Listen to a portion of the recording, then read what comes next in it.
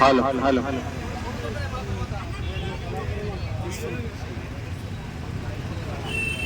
మరి తెలంగాణ ఉద్యమంలో కీలక భూమిక పోషించినటువంటి తెలంగాణ సాంస్కృతిక కళాకారులకు గత ప్రభుత్వము 583 మంది ఇస్తే 10 సంవత్సరాలుగా అదే జీతం ఉంటే 24,000 ఉంటే నేడు మన కాంగ్రెస్ ప్రభుత్వము రేవంత్ రెడ్డి గారి ఆధ్వర్యంలో మరి టిఆర్సి 30% పెంచుతూ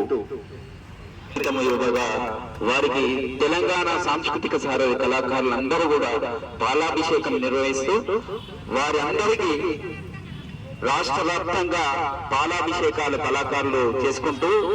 ప్రభుత్వానికి సాంస్కృతిక సారథి